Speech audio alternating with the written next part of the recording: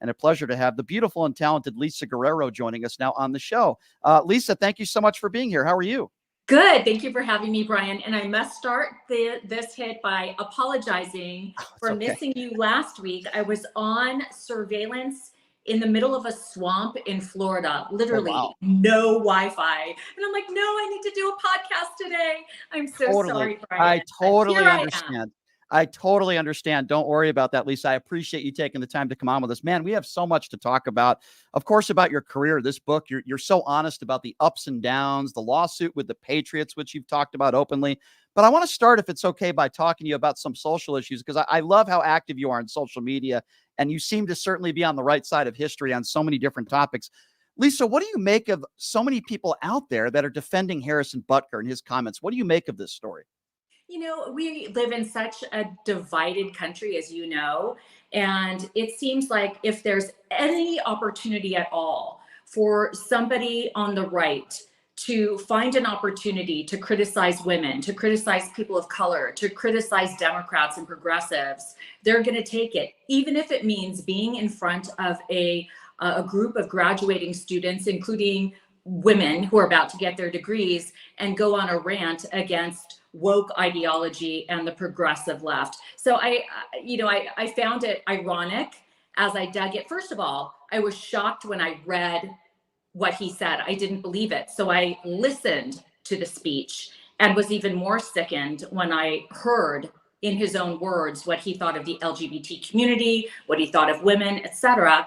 But as an investigative reporter, I wanted to know, where did this guy come from? So I looked into his background and found out that his mother is an academic and, you know, has had an incredible career as a medical professional and is an incredibly successful woman who I'm sure has made a lot of money and gave him the platform to have the life that he led as a young athlete. And so that's why I spoke out about it on social media, and it really gained a lot of traction. And, you know, because of it, I became the brunt of a lot of negativity from MAGA world, but I don't care, because I stand for women. I stand for people of colors. As a Latina, I stand for Latinos. And I stand for somebody that wants the best for the most amount of people. And that's what I believe the Democrats do. And here is, you know, you being a female who's had such an incredible career, and you've done so many incredible things in your life. Here's something else. I want to talk to you maybe a little bit about the news today. First of all, Nikki Haley, after this man has called her every name in the book, went after her husband for serving, and yet yesterday she endorses him. And I told people on the show that this was going to happen. I have trouble, Lisa, respecting people like that. You know, just like a Ted Cruz, which I talked about today, when Donald Trump went after his wife for basically calling her ugly. And yet these people still support him, Lisa. I just don't understand it. They're craven. They're craven. They care more about power than they do about even their own dignity and self-worth. Any self-respecting woman would laugh at the idea of voting for somebody who has bragged about grabbing women by the pussy and who has been proven to be a sexual predator. You know, I'm friendly with E. Jean Carroll, and I'm so proud of her and what she did. And the amount of abuse she put up with was disgusting. And I'm so glad to see that she won her case. And, you know, I don't get it. I don't get somebody like Nikki Haley who can claim that she stands for pushing back against him specifically. It's not just who he represents, it's him. And to say that she would vote for him is not surprising, but it is shocking. Yeah, shocking, but not surprising. That's probably the way I would put it as well. Of course, the other big news that came out today, I want to get your thoughts on this. Donald Trump trying to raise money, as he always does, with the lies and the hate speech, claiming that Joe Biden and Merrick Garland have literally put out a hit to assassinate him. Like, you can't make this stuff up. I'm sure you've seen the warrant. There's nothing abnormal in this warrant at all.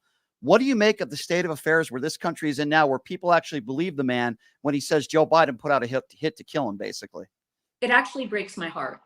It breaks my heart because I think that people are so again, getting back to how, how divided we are as a nation, the notion that the FBI or that law enforcement would be willing to assassinate Trump is laughable. He has a lot of support within law enforcement, within the FBI, the CIA, Secret Service. Nobody put a hit out on the man. This is par for the course. If you're going to be serving a warrant like they did what they needed to do to protect themselves. They don't know if somebody at Mar-a-Lago is armed and would be, in a position or given a directive to shoot them. They've got to protect themselves. And it just makes me sad that it's almost like people are belligerently stupid. They are belligerently refusing to read facts, to Agree. listen to any news outside Yep. of Fox News or the rabbit hole that they go down at night in their father's and mother's basement in their underwear. Like these people right. are not serious people, but they're scary people because they are willing to believe anything. They're gullible, they're angry. And who they're angry at are women, people of color, Democrats, anybody that supports Biden. The fact that we had a Black president and now we have a Black vice president really sticks in their craw, and they are angry about it. And that's what I agree, Lisa. And that's what I think Make America Great really stands for. When people say, Brian, what do you think that really means? I think it means, well, let's go back to the days where slavery and where women weren't allowed to vote. When was America great? I mean, that's what I say to people when they ask me about that. Yeah. I mean, it's a nostalgia for a time that, was maybe beneficial to a certain population in this country. But, if you have separate restrooms for Black people and white people, that's not great. That's not a time that we should look back on with some kind of nostalgia. And I wish we could go backwards. Our country should be going forwards. We should be embracing, our growth as a nation of immigrants. And the opportunities that women have, that people of color have, those are things that we should be proud of as a nation. We are the only nation in the world that has this kind of diversity and this much success because of our diversity. We should be proud of that and want to move forward, not move backwards. One more Trump question, Lisa, and then I want to talk a lot about your book because it's a fantastic read. I want to talk to you a little bit about, Trump has called our brave men and women suckers and losers. You remember the comments he made about John McCain. So I ask our, service members, some of whom support this guy, say how you could support him. I asked the same question to women. You brought a little bit of it, grabbing women by the the way he's treated women his entire life, a liable sexual abuser proved in a courtroom, 26 plus women that have accused him of sexual assault or rape, including his ex-wife in a deposition. I mean, what would you say to women in this country that are entitled to their opinions, but would support a guy like this, even if they don't like Joe Biden? Why? I'm honestly perplexed. I don't understand why you would want your daughters to be raised in a country where this man, if he were to be reelected, would take away your daughter's right to contraception, would take away your daughter's right to have abortion care if she were raped. Why you would want to go backwards, why you wouldn't want your daughters and granddaughters to have the same rights that you had and that your mother had. So to me, I all I can do is shake my head and wonder why. And it makes, again, it breaks my heart. Yeah, it breaks my heart as well. If you're just joining us, she is Lisa Guerrero. Her book is fantastic. Warrior, My Path Being Brave. Okay, so you've talked a lot in this book. You talk about it. You've talked about it in interviews about how you filed a lawsuit against the New England Patriots as a cheerleader. You chose the music.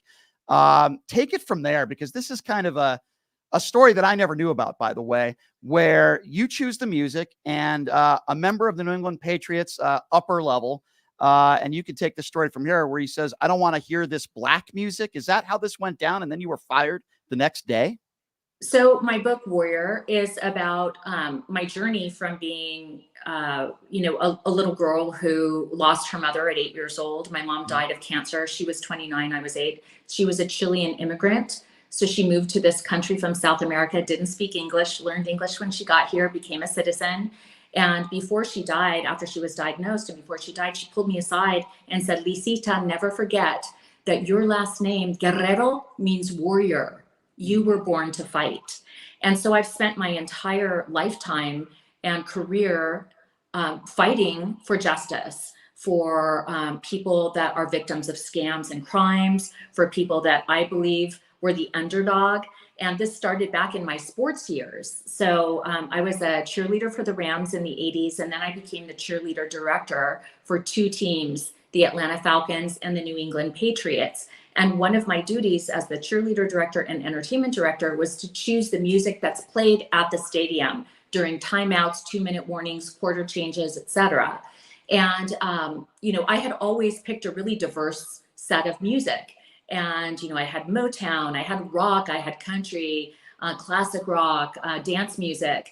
And by the time I got to the Patriots, my final year with the Patriots, I worked for 3 different owners in 3 different years. The final year was the first year for the Crafts, Robert Kraft. And my direct boss was his son, Jonathan Kraft, who had no experience in sports or in NFL entertainment. But I had had a lot of it. I had had 9 years of it.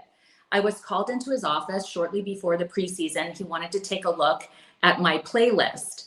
And we had previously clashed about the cheerleader uniforms, for example. He wanted them to be skimpier. He wanted the cheerleaders to look like the Dallas Cowboy cheerleaders and do bikini calendars. And I said, no, they're dancers. Some of them are teenagers. I'm not putting them in those uniforms, and we're not doing a swimsuit calendar. So I started clashing with him from the beginning. Finally, he asked to see my music list. So I turned in my music list and was very surprised when he said, I want you to take the Black music off your list. And at first I thought I misheard him because I had never heard anybody say that to me ever. I was shocked. And I said, what? And he said, look up in the stands. You don't see any Black faces up there.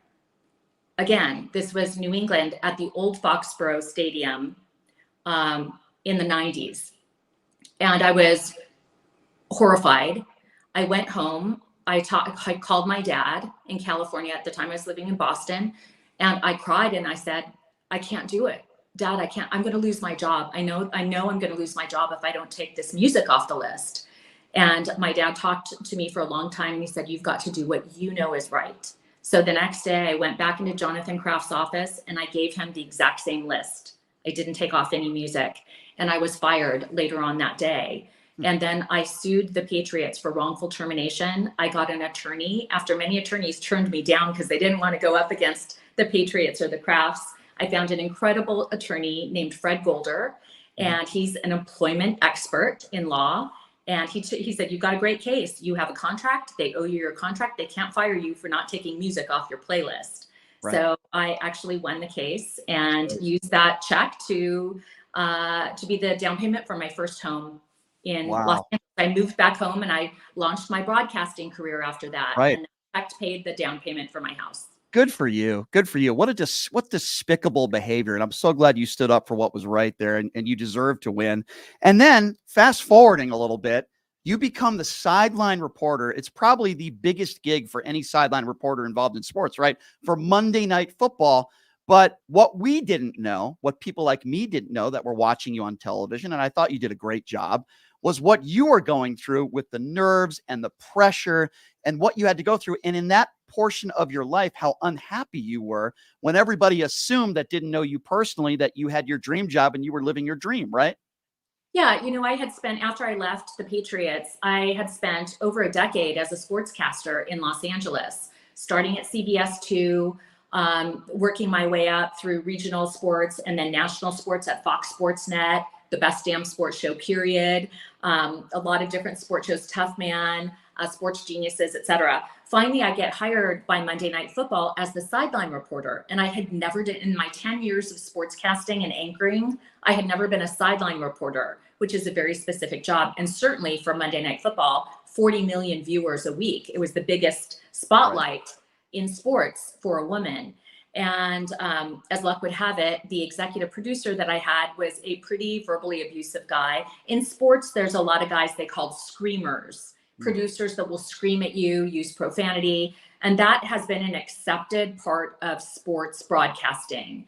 And I was disgusted with that kind of behavior. And it scared me. He scared me. And I started to lose my confidence. I would be shaky every time I had to put my IFB in and hear him screaming at me and using profanity at me. And I was learning the job, on the job. I was learning how to be a sportscaster for the sidelines on Monday Night Football, which is a learning curve. And I got better every week. But at the beginning, I made a mistake. I quickly corrected it live on the air, but it was too late. It gave the haters something that they were able to say, look, she's just a model. She's just a pretty face. She's stupid. She doesn't know sports. And so that became a real downward spiral for me. I had extreme depression and anxiety that season. I lost a ton of weight. I would throw up before every game, after every game. And finally, I found out that I had gotten pregnant with my fiance. And I lost the pregnancy during a game. I actually had a miscarriage late in the season during the second quarter of a game. And rather than calling 911, I was too scared of my boss to tell him that I was in the officials' bathroom in the tunnel at the stadium having a miscarriage. I needed to go to the hospital, but instead I shoved a bunch of paper towels down my pants, buttoned up my jacket, and went out and covered the second half of that Monday Night Football game while I was enduring a miscarriage. I went to the hospital the next morning and had to have a DNC to complete the miscarriage. But it was one of the most horrifying experiences I have ever had. And I didn't tell anybody except for my close family and friends, and of course my fiance, who became my husband. And it was a horrifying part of my journey. The reason I decided to write about it in my book was that I wanted other people to know the extent of the abuse, the verbal abuse, the depression, the anxiety that I was experiencing that season, and that no woman in sports or in business should ever have to endure the kind of slut shaming and the type of abuse that I endured that year. So I thought about not putting it in the book. And you've read the book, so you know, I name names, I talk about everything in the book. Right. I thought if I don't talk about this incident that was so shocking and disturbing and traumatic, then I'm not really telling my full story. My book's called Warrior because my last name means warrior. I wouldn't be much of a warrior if I hadn't been honest and truthful about that experience. And I am glad I'm so sorry you had to go through that, traumatizing and terrible, but as if it's not bad enough to be in that situation that you were in, to be afraid to talk to your screaming producer about it in fear that you would lose your job makes it even doubly worse if that's not bad enough. It's such a horrible circumstance that you were in there. All right, well, let's switch topics to something maybe a little bit more pleasant, Okay. which is, I don't get a chance to ask a lot of people about what it was like being a Playboy cover model. Can you take me back to the first time that you were approached about this? Who asked you about it? Hey, do you want to pose in Playboy? And what's the first thing that entered your mind? Hell no. That's the first thing that entered my mind. I was 20 years old when they first approached me to be a playmate. And I said, absolutely not. I want to be an actor and I want to be a broadcaster. And I don't think the Playboy platform is where I want to go to do that or to achieve my goals. But, every couple of years, they would come back to me offering me more and more money to be a playmate. Finally, when I reached a status in sports where I was a national name and a national host and anchor of these shows, they came back to me offering me the cover of Playboy, which is, sorry, I've got a hair in my eye, which has got, a lot of credibility to it. And, they throw a lot of money at you. And still I was turning them down because I thought Playboy would be terrible for my brand. Well, by the time I said yes, 20 years later, I was 40 years old. I had been fired by Monday Night Football. I didn't think I would ever get a job again. And I thought to myself, and this is cynical, but I said, you know what? I'm going to use them. I'm going to use the platform of being on the cover of Playboy because they send you on a satellite tour and you do press. Right. And that I'm going to use that press and tell everybody that I want to work on a news magazine or an entertainment show like Inside Edition or Entertainment Tonight. And so I told everybody that I wanted to work on one of these shows. Inside Edition heard that I was saying this. They did a story about me as a Latina on the cover of Playboy at 40 years old. And their audience liked me. They offered me a 2-year contract. That was 18 years ago. I've been with Inside Edition ever since. I started as an entertainment reporter for them and then became their investigative correspondent. So So cool. had it not been for Playboy, I never would have been chasing bad guys on TV. It's so cool. I mean, you have so many interviews that have gone viral. The Copeland interview is one that certainly I remember. Did you get a chance to meet Hugh Hefner during that experience? I did. So I met Hugh Hefner much younger when I went to the mansion. And he was a creepy old guy to me. And he tried to sweep in for a kiss, and I turned my face, and he kind of licked the side of it was gross, frankly. And then years later, when they offered me the cover, I met him again. And he didn't remember me, of course, from that earlier experience, because they threw an event for me, and he was very nice to me as, a celebrity cover. And I kind of teased him. I'm like, we've actually met before.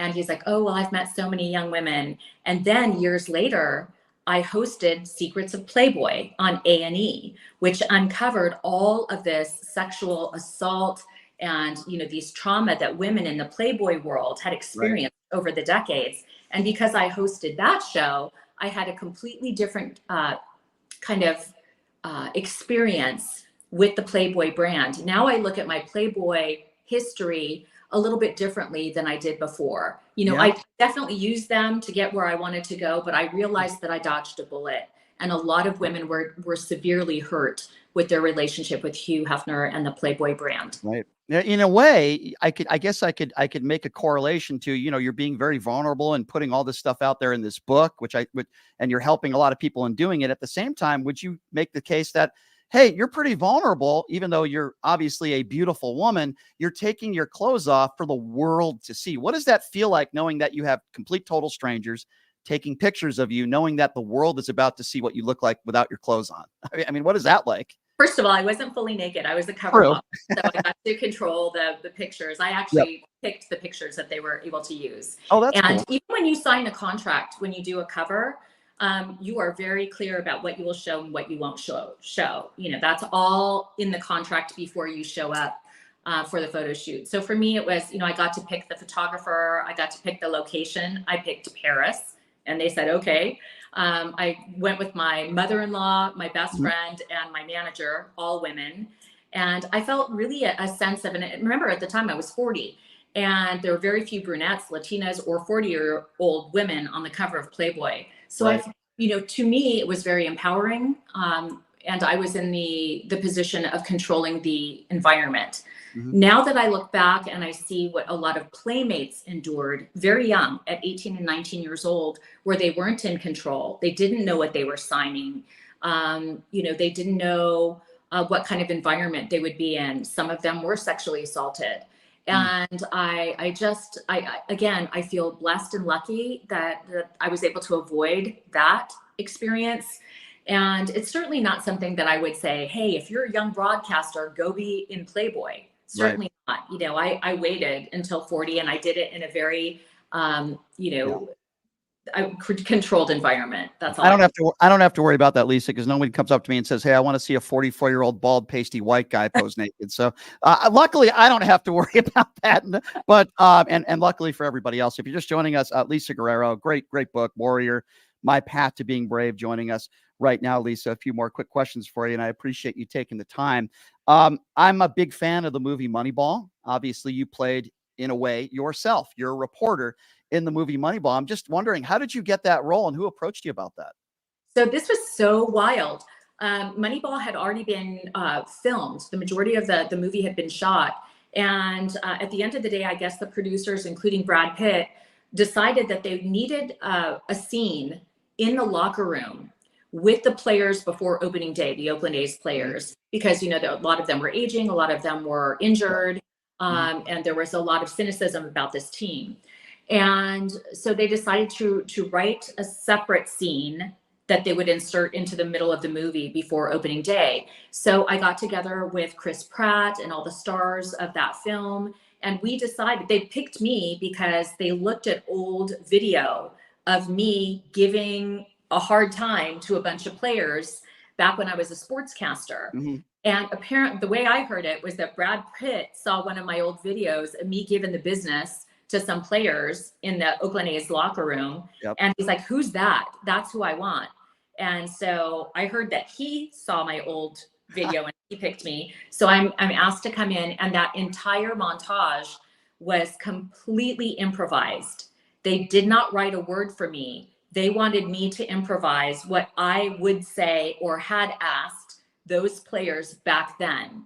And so I just went through my memory bank and worked with the director, Bennett Miller, and we went through, which player was going through what, dysfunction at the time. And the actor that played that character and I, whether it was, the David Justice character or Right.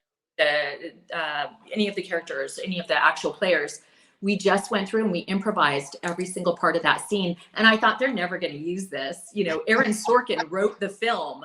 Right. How are my words going to be in a film written by Aaron Sorkin that I improvised? I thought, it'll never end up in the film. And then I got a phone call saying, guess what? Your scene is in the film and it's fantastic and we love it. And so I was invited to the premiere and I'm really proud of the work. It was yeah, great. I'm pretty badass in the movie. And I really have to push and shove and give people the business because that's what I had to do as a female sportscaster in the locker room. Everything I did in the film, I did in real life. I love that. Yeah, you did a great job, and it's an iconic film, one of my favorite sports films. What does that mean to you? A guy like a Brad Pitt, who's like an icon, right? And he looks at your work. You're not acting, you're doing your job as a reporter, and he sees something and he says, man, that's who I want in my movie. What does that feel like? Because I mean, that's got to be an incredible feeling when you have somebody like that who wants you in their movie. It's really surreal because I think all of us, we do our work and we go home and even I've been on camera for 35 years. I still never think of what I do being viewed by people. I always think of it as being me on this side of the camera doing what I have to do and then go on and do my work for the next day and the next day and the next day. And I don't really look back very much. And so to know that somebody of that stature thought that my work was good, or that, Aaron Sorkin loved my scene, which I found out afterwards. And I mean, to just know that people have embraced my work and watch my investigations or read my book. The book is being made into a TV series now. Oh, cool. There's just so many good things that happened through my career that I really wasn't able to celebrate at the time because I was going through a lot of trauma and, sexual harassment, whatever it is that I'm writing about in all these different, chapters in my book. But now at 60 years old, I can look back and say, wow, I've really lived this amazing life and I'm not done. I'm still working. I'm still, doing important investigations and platforming survivors and victims and still being hopefully somebody that cares about, people, Americans, women, people of color. I have empathy and I want that to come through every single thing I do. Yes, and I love how you are so active on social media and calling out people that do not have empathy, as I try to do here. Before I let you go, Lisa, I have to ask you at least one Vegas question. What do you make? I would imagine you've spent some time in Vegas. What do you make of the sports landscape of Vegas now with the Vegas Golden Knights winning the Stanley Cup, the Las Vegas Aces, back-to-back WNBA champions? Eventually, we're going to get an NBA team here. Of course, the Raiders deal here and the Super Bowl just being here last year. What do you make just from a sports perspective, what Vegas has turned into? So I covered the Super Bowl this year there in Vegas, and I spent 8 days there. And, that was the 7th Super Bowl I had covered. And I think Vegas did the best job of any Super Bowl I have ever covered, which is insane because this was their first time hosting a Super Bowl. But the security, the logistics, the, everything that surrounds a Super Bowl is so incredibly difficult. The organizational balance has to be just right because people have to feel like they're going to a fun event. They can't feel like they're, wading into the, a sea of armed guards. It's got to be a fun experience. And I think, everybody in Las Vegas did such a great job of putting that event together. I think every Super Bowl should be in Las Vegas. It was great. And, people were excited to come. They had the glitzies. First of all, so I think that anything held in Vegas has a certain amount of sparkle and kind of, there's like this special quality when you get to go to Vegas to cover an event or to cover a concert or whatever it is that I've covered for years. But Vegas is really special. And I'm proud of that town and of growing into the city that it has become. No question. Well, Lisa, the real question is, when are you going to let me take you to a Las Vegas Aces game? That's the real question. I know. I want to come. Hey, let's find a date. Let's do it. Anytime. I'd love to take you to a game. That would be an honor. The games are a lot of fun, by the way. It's like Gucci Row back, when UNLV was winning a national championship. That's what the Aces games are like. It's got that feel. It's unbelievable. So Lisa, just give out the information on this book. I'll be honest with you. I haven't read a ton of books in my life. I read yours. It's one of my favorite books I've ever read because you're so honest and upfront about your life, about your career, about your personal life. I'm reading that book. I'm like, wow, this woman is so honest and sincere. How do people get their hands on this book if they haven't already? Thanks for asking. So it's Sure. everywhere. It came out last year and became an instant bestseller on Amazon. So you can certainly find it on Amazon. It's also at Barnes and Noble. You need to go to the personal growth section to find it. For whatever reason, I think the publishers decided that this wasn't just a biography. This was like a kind of self-help book, Yeah. and that gave a positive message. So it's usually in a couple of different sections, personal growth, and sometimes in the sports sections as well. You can get it at my website, lisaguerrero.com. If you order from my website, I can sign it for you, and then I send it directly to you. So I can personalize a copy if you want to. And yeah, it's everywhere. It's online, and it's also on Audible and Spotify if you prefer to listen. Cool. And I do the narration on it too. I love that. Side note for you, a guy that used to work with Tom Arnold does this show a lot on the Best Damn Sports Show. So he says hello. I love Tom Arnold. He is so amazing. He's on our side too, politically. He calls out Trump just as much as we do. So I appreciate that about him. Lisa, I really appreciate your time in doing this. Love your book, and keep in touch. Anytime you want to come back on the show, I'd love to have you back. Yeah, truly a big fan of yours and your career, and appreciate the time, Lisa. Thank you so much. Thanks so much, Brian. Keep up the good work.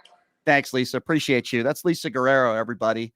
Appreciate her taking the time to come on. I mean, I grew up watching her on TV. I'll be honest with you. I thought she was a really good sideline reporter. It's unfortunate, a lot of the things that she had to go through in her career. I wouldn't wish that upon anybody. She's very talented, very knowledgeable. And the sexism that some of these women have to go through, these chauvinistic men that don't think women should be sideline reporters. I mean, I hear people saying women shouldn't be play-by-play people either. And it's so absurd. It's so ridiculous.